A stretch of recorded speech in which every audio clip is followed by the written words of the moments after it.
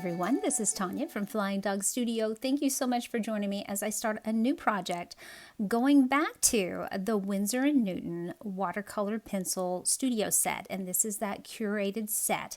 And if you've watched my videos before, you can see that I am doing a Cicely Mary Barker fairy. And I've already pre-inked this. I'm not going to have that video out there, but I have inked it except for a few spots on his face and a little up there on his little hood. I don't even know what that's called, but just a few places I did not ink. And these are the ones we're using. We're using the skin tones and the floral tones from that curated set. And if you would like to see these when I did the box opening, I'll link that down below, along with where I swatched the colors and where I did mixing charts for these. I did one for the floral tones, but not for the skin tones. So I'll link that down below. These are the things that I will be using. I have Winsor & Newton size 6 round, size 3 round brushes. So let's get started with the floral tones. And I'm using China Blue, and I forget to show it here at the beginning. I'll try to remember throughout the video to show my colors that I'm using so you'll know what I'm doing. But she has a very light sky in the background, and she has some clouds back there. So I'm going to use the China Blue instead of pulling out the Skyscape set that also has some blues in it. This blue worked perfectly, and so we're going to try to keep it to just these two sets for this piece. And you'll see me go back and forth. If you've not seen my review of these colors of the sets, the curated sets, then you might want to check out my link below, because while I love Winsor & Newton pencils, I don't love the fact that they've curated the sets the way they have, because there are some things that I'm going to need for this floral setting that I don't have in the floral pencils. Later on, you will see me go back to the portrait set and use a pencil in there to get the colors I need, which is unfortunate because this set is almost as much as the set that has 70 individual pencils. It does not, the 70 does not have pencils that are repeated. This set does. You know, you might as well pay the extra $30 and go ahead and get the larger set so that you can have all the pencils and not have repeated pencils and curate your own sets. That's just the best thing, I think. Only my opinion. So we are finished with that blue, and as I said, it was China Blue, and I'm going to continue by working on the flowers. Now, normally I would paint in the background. This one is Antique Pink, but we're gonna keep working forward. So this is kind of like our middle ground here, and I did want to show Antique Pink, very, very bright. So I'm going to be using that along with that burnt carmine that I was pointing to, but I'm going to do everything super lightly. So in this video, there are going to be multiple videos. This is the first one. In this video, I'm going to be getting down all of my base colors, and I'm doing this. I want to layer these. You can actually put these down, and you'll see me do this through some of the videos. You can put colors down at the same time and then activate them together. But I kind of want to do this the way I like to paint with regular watercolors. I want to do it in layers. So I'm taking a look at my reference photo. And by the way, I'll have that link down there below as well if I haven't already said that, where I get my references for the Cicely Mary Barker fairies. But I'm looking at that reference photo and I'm determining what colors are underneath. And I'm thinking about that in my mind as I'm laying them down, because I'm going to be putting other colors on top. And much like watercolors, I mean, these are watercolors. Once we activate them and they dry, they're on the paper. So I'm not going to be lifting them off when I paint back over them. I'm just going to be layering right on top, and you can color right on top of them. And I haven't actually, at the filming of this, it's November 8th, and I haven't actually finished the piece yet, but I'm thinking about taking some of these and adding the details in and not activating it with water, just using it like a regular colored pencil. And I've tossed that around in my mind with some of my other projects that I've done, but I think I might do it in this one. We'll see. There's still some time to change my mind. But I'm just getting, at this point, a nice layer of that antique pink very, very lightly. It looks like I'm going hard, but that's only because the video is sped up just a bit. So it looks harder than it actually is. And again, keeping in mind what colors are going to be going on top and what the colors when they mix together will make. So that's this process. I'm going to be quiet and let you watch me work. And as I said, I'll hold those colors up so that you can see what I am using, and you'll be able to follow along if you want to do that. So while I'm quiet, here's a little musical interlude for you.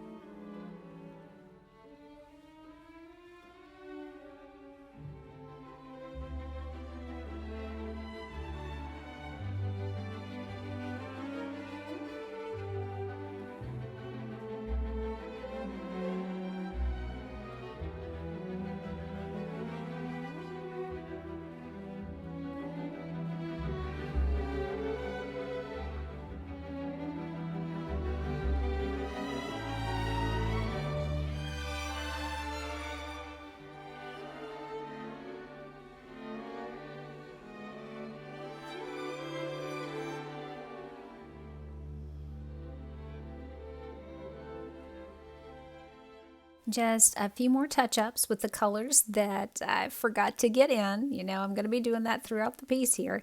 And let's get these colors activated. Now, to activate it, I am going to start with the background. And I'm being very careful not to get over into the pink areas, the other areas that I've colored inside the flowers and on his little hood and jacket.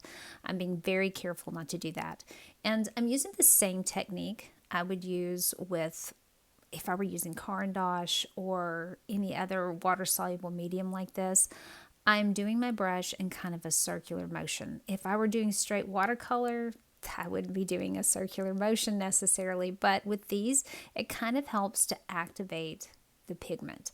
So that's what I'm going to be doing all of the background, all of the sky, and looking at it from here, it looks a light gray. And I'm going to have to wait until I get more of the picture finished, but we may well come back before this is done and add a little bit more blue to that background and make the sky a little more blue. Hers is very faint, it's very pale, but I think mine might be maybe a little too pale. We'll see. Something I do want to mention before I go any further is once I activate this, it's going to need to dry before I put any more colors on top, before I try to color on top. Because of course, if you're trying to color on top of wet paper, you're going to tear the paper.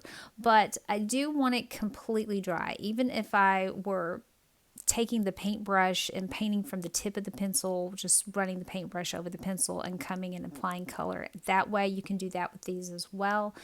I would still want to let it dry in order to layer the colors. That's important. And another important thing is when you are adding the water on top and activating these colors, make certain that you rinse your brush each time, especially if you're wanting to activate a different color.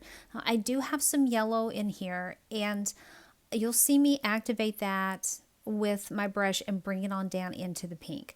I'm not necessarily mixing those. I want them not to be juxtaposition. I'm wanting them to kind of blend a little bit, but you do have to be careful, because if I were painting green and then I go over to my pink, that could be a disaster if I'm not rinsing my brush in between, because I think you kind of get in a rhythm with this and you forget, oh, I do have to rinse my brush every time I switch a color. So just kind of a little tip for you there. One thing I want to point out, there was kind of a little skip there in the video. I had a little glitch. There are little glitches throughout this video because I put my head right in front of the camera on some of these, and I do apologize for that. But something that you missed, the flower in the very center, and it's right behind my hand right now. There's a little bit of pink that comes out from it, and there is no line around it. And it's unfortunate that I had to clip that part out because I wanted you to see me paint that. There is no line around that. And that goes along with the inking with artists like Cicely Mary Barker and Beatrix Potter. They use their inking in order to create depth in a piece.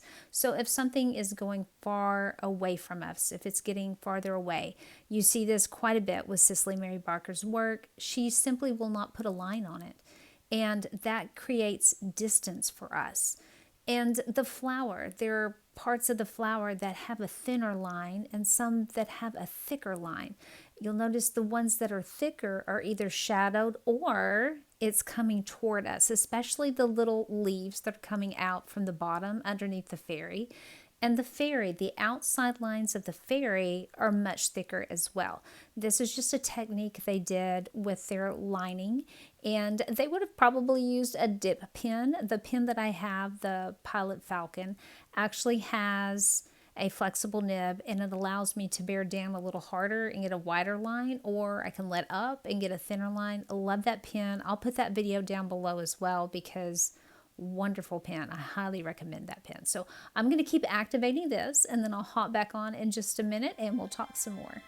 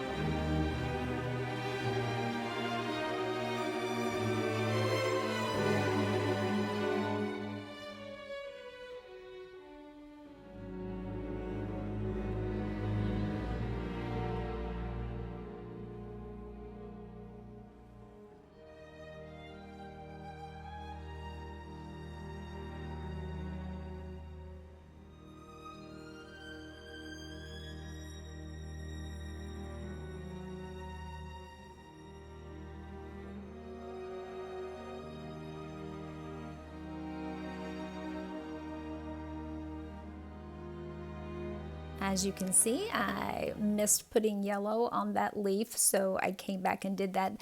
This butter yellow is so light, it's hard to tell sometimes. So let's switch. We are switching over to the skin tones, and I think I'm going to use this almond for the base color. I'm wanting to start light and then move to the darker colors, which is funny because if I were doing straight colored pencil, and for years I was a colored pencil artist, that's what I love to do, I would start with dark colors, get all the shadows in and the dark areas, and slowly move to the light. But we're working watercolor, so I'm starting with the light and then I'm going to move to the dark. Something I'm having to be really careful of on this. Remember, there are some lines on his little face, his eyebrows, and around his nose, his nostrils, and the top part of his nose. I have left those as pencil. If I come back with this light colored pencil and color over the top of it, what's going to happen is I'm going to smear those. So I had to be careful not to color over the top. Once we activate it with water and the color goes on top of it, then we're golden. We're fine. You can color over the top of that. But we're going to have to let that happen first before we actually put a pencil right on top of it. So I've switched over using a little bit darker peach, and this is going to give me a few darker areas. We're not going to worry so much about all of the shadows and the skin tones just yet. I just want to get a base color on and get that activated. And I haven't done the hair yet because I always like to do the face first and then do the hair last. Because when you're doing hair, the skin is going to come up under the hair. You sometimes want little sprigs of hair down on top. You don't want to have to be coloring around that with skin tone, so you'll want to do the hair last. Another pro tip there, but always do the hair last.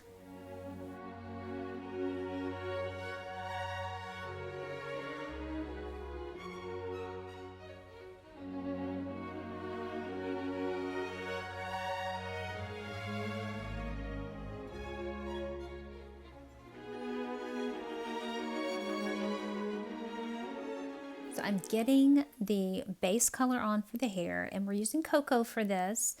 And the face hasn't dried yet, but I'm being very careful not to color on that wet paper. So just didn't want to put that on until I knew for certain that I didn't need to have to try to paint around it. So getting that on, even though it's still wet, it hasn't dried yet on the face, I didn't paint up in that hair, so it's okay to go ahead and color.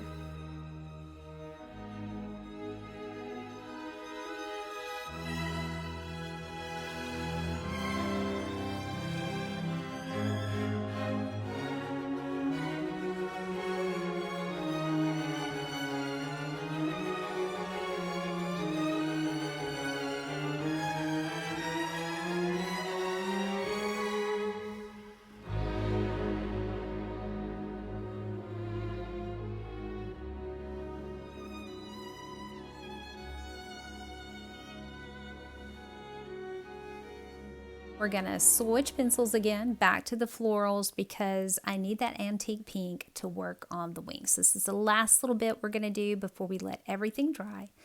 I have mentioned earlier about not lining around everything. You can see there are a few very thin lines on the wings and some thicker ones along the outside and some areas where there are going to be some shadows. But when you're working with Cicely Mary Barker, a lot of the wings are just going to be freehand. I don't want to put those pencil marks on there because I might be able to see the pencil marks. This is a very light area.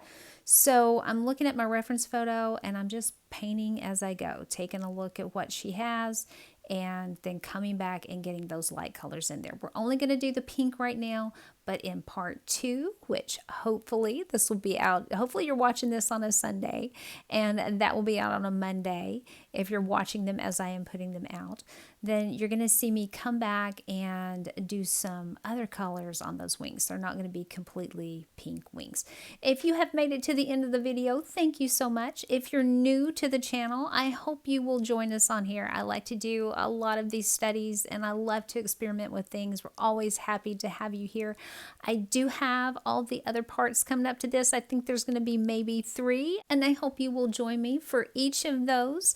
But until then, my friends, I will see you in the next one.